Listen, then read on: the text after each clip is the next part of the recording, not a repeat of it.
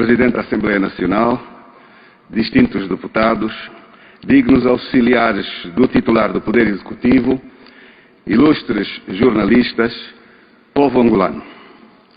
A declaração política do Grupo Parlamentar da UNITA é essencialmente um balanço dos últimos 4 anos de governação do Presidente João Lourenço. Por isso, a mesma vai ser desenvolvida em 6 partes principais, sendo a primeira sobre o enquadramento geral, a segunda sobre o balanço da governação na perspectiva do Plano de Desenvolvimento Nacional 2018-2022, a terceira sobre se a Covid serve para justificar tudo, a quarta sobre as causas da trajetória inversa à geração da riqueza, a quinta sobre uma síntese da governação e, no final, uma conclusão. Povo angolano, excelências, em termos globais, a proposta do Orçamento Geral do Estado de 2022 prevê gastos de 18,7 bilhões de kwanzas. Deste total, de acordo com estimativas do Governo, 6,3 bilhões são destinados a pagar despesas e já foi realizado no passado, devolução de empréstimos ou simplesmente despesa financeira. E os restantes 11,3 bilhões de kwanzas são a parte correspondente às despesas cujo consumo ocorrerá em 2022. Os 11,3 bilhões de kwanzas prevêem que sejam distribuídos entre as seguintes 5 categorias de despesa. 2,7 bilhões serão remunerados funcionários públicos, 2,4 para aquisição de bens e serviços, 3 bilhões de kwanzas para pagamento de juros, 1,5 bilhões para transferências, essencialmente com subsídios, e 2 bilhões em investimento público. Se somarmos os 2,4 bilhões para bens e serviços com os 2 bilhões para investimento público, chegaremos à conclusão de que cerca de 40% da presente proposta orçamental, cerca de 8 mil milhões de dólares, destina-se aos processos de contratação pública num ano eleitoral. Estamos, sem sombra de dúvidas, diante de um orçamento essencialmente eleitoralista e que encerra o atual ciclo político com fortes sinais de corrupção, tendo em conta o monstruoso montante num contexto em que a contratação pública ocorre de maneira simplificada, isto é, ocorre numa adjudicação a amigos e sócios, em prejuízo do país. Os juros da dívida pública aumentam 30% relativamente ao orçamento de 2021. Os 3 bilhões de gastos só em juros são 3 vezes superiores à soma das verbas destinadas ao ensino de base e médio, e são 15 vezes superior à verba destinada ao ensino superior. Os gastos com juros são 6 vezes superiores aos gastos com saúde pública. Relativamente ao orçamento de 2021, o serviço da dívida aumenta em 20% aproximadamente. À primeira vista, dá a sensação de que o serviço da dívida tenha reduzido, porque tem um peso de 50% no Orçamento Geral do Estado de 2022, contra um peso de 53% no Orçamento de 2021.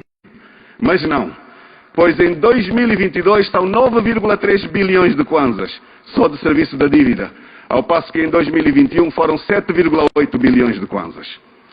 O Governo precisa de esclarecer o gráfico da página 25 do relatório de fundamentação. Como é possível, de acordo com dados do referido gráfico, o estoque da dívida pública ser de 129% do Produto Interno Bruto em 2020 e em 2021 o mesmo para 85% do Produto Interno Bruto. Estamos a falar de uma redução de 44 pontos percentuais. Um milagre. Não seria ótimo para o país? Seria, sem dúvida, se fosse verdade. O único problema é que isto é impossível pelo atual quadro das finanças públicas em Angola. É que isto seria o mesmo que o Governo afirmar que em 2020 terá havido em Angola um excedente orçamental único na história económica universal. Um excedente orçamental equivalente a 44% do PIB. Infelizmente, em 2020 não houve nenhum excedente orçamental. Pelo contrário, houve um déficit orçamental na ordem dos 2% do Produto Interno Bruto.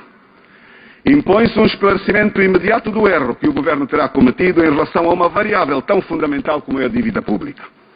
Esta variável é um termômetro que permite saber qual será o comportamento dos rendimentos ou salários das famílias e as ameaças que os empresários correm em termos do lucro dos seus investimentos. Pode determinar a vinda ou não de determinado investimento estrangeiro.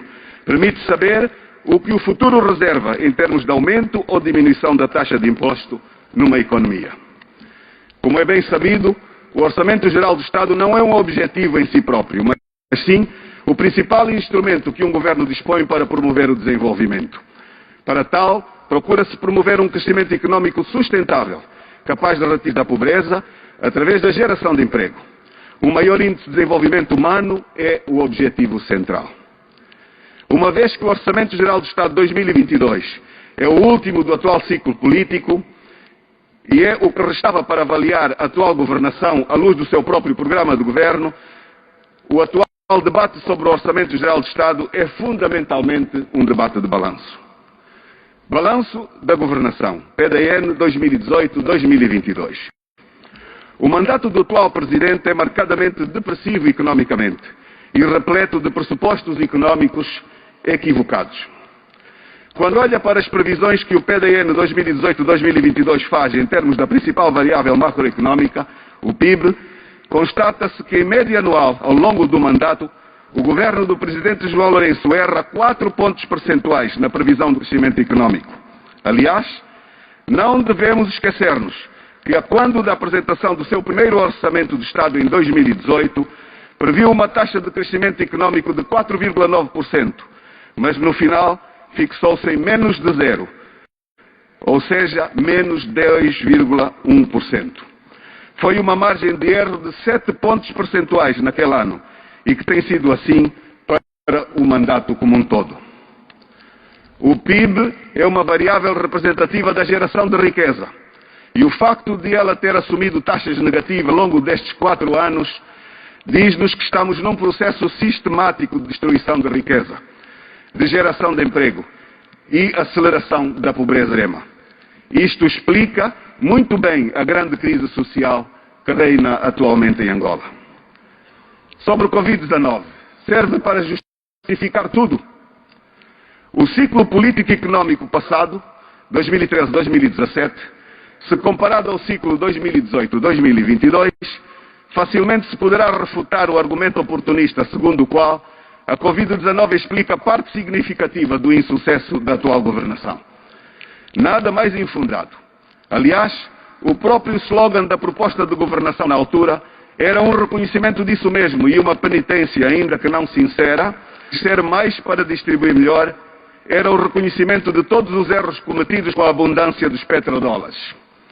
Durante o exercício do PDN 2013-2017, não houve Covid-19, mas ainda assim, o desvio entre o programa económico do partido do governo e a execução verificada foi monumental. Naquela altura, como é prática recorrente, o governo culpou o petróleo, mas apropria-se do efeito estabilizador que o petróleo causa na economia quando o preço dispara. Ainda naquele mesmo período, a média anual do desvio em termos de previsão de crescimento económico foi de 7,5 pontos percentuais.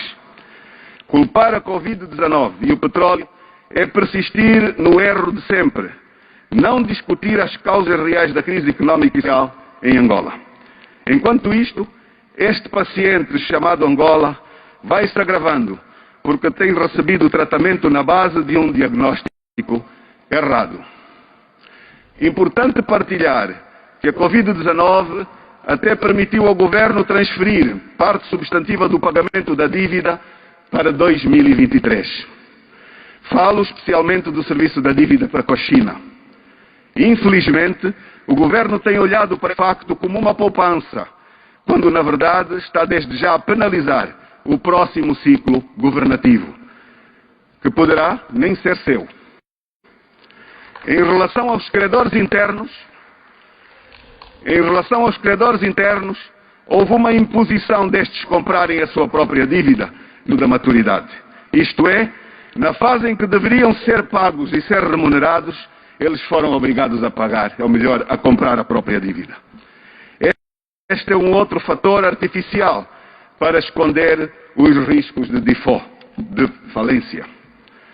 Causas da trajetória inversa são da riqueza. Um país cujo PIB ou riqueza cresce a um ritmo não superior ao ritmo do crescimento populacional não tem como atingir o principal objetivo da política económica, gerar riqueza através de um crescimento econômico acelerado, de longo prazo, impulsionador de emprego e capaz de retirar as famílias da pobreza. Sucede que, ao longo do mandato atual, a população registrou uma média de crescimento anual de 3,2% e o PIB situou-se abaixo do zero, taxa média negativa de 1,1% ao ano. Ao longo do mandato atual, a economia tem refletido um acumular de pobreza, ano após ano, e de maneira bastante acelerada.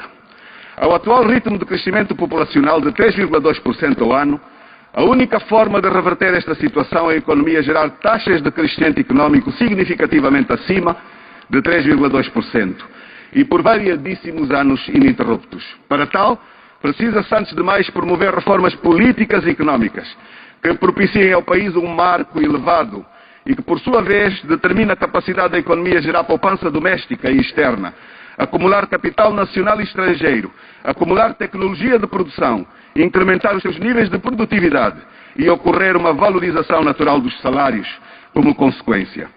Infelizmente, está mais do que demonstrado que o partido no poder não é capaz de implementar tais reformas, pelo facto das mesmas conflituarem com o seu espírito hegemónico do poder. Aliás, o maior paradoxo enfrentado pelo partido no poder resulta do dilema entre liberdade econômica e manutenção do poder. Sucede que este dilema só pode ser ultrapassado com a alternância política, que, uma vez tornado um processo regular, convida a estabilidade política fundamental para o processo econômico. Síntese da governação. A síntese do mandato do Presidente João Lourenço através do Plano de Desenvolvimento Nacional e expressa em termos dos resultados, leva-nos a afirmar que o programa não foi um sucesso. O que chamamos de variáveis objetivo da política económica não só expõem com toda a transparência o incumprimento dos objetivos esperados da governação, como também evidenciam a trajetória oposta aos referidos outros. Se não, vejamos. Do ponto de vista da pobreza, o Sr. Presidente João Lourenço prometeu reduzi-la de 36% para 25%. Contrariamente a isso, aumentou-se para 41%, sendo que até 2022 tenderá a crescer. Em termos do desenvolvimento humano, o Sr. Presidente João Lourenço prometeu operar transformações profundas, forte investimento na educação, na saúde e elevar o poder de compra das famílias, ao ponto de retirar Angola de listas de desenvolvimento humano médio para a lista de desenvolvimento humano alto até o fim do seu mandato. Sucede que, tal como se pode constatar, tal não ocorreu. Como não devia deixar de ser, ou como não podia deixar de ser, falou-se do emprego e tornou-o numa proposta bastante ambiciosa, sem, no entanto, importar-se sequer com as reformas políticas necessárias para viabilizar a economia. Prometeu gerar 500 mil novos postos de trabalho, quando, paradoxalmente, e segundo o semanário Expansão, só no ano de 2020, o setor formal da economia perdeu 537 mil postos de trabalho. Conclusão. Com um balanço governativo tão desastroso, percebe-se o porquê que o Partido de Estado não tem nenhum interesse em discutir questões de desenvolvimento. Porém, o que não se pode admitir é que tenha de chegar ao ponto de subverter, sem peso algum, o papel das instituições num contexto de Estado de Direito e democrático, tal como a Constituição estabelece. Sem rule of law e sem liberdade de imprensa, a governação e a sociedade como um todo fracassam, particularmente em sociedades multiculturais como a angolana. Quanto maior for a diversidade, maior é a necessidade de se consolidar a democracia, para se libertar a força criativa de cada indivíduo na sociedade. Deus abençoe Angola, que os nossos heróis e mártires do 11 de novembro de 75 nos inspirem maior devoção à causa da liberdade, da independência, da dignidade, da justiça social e económica, cada solidariedade e de prosperidade. Obrigado a todos.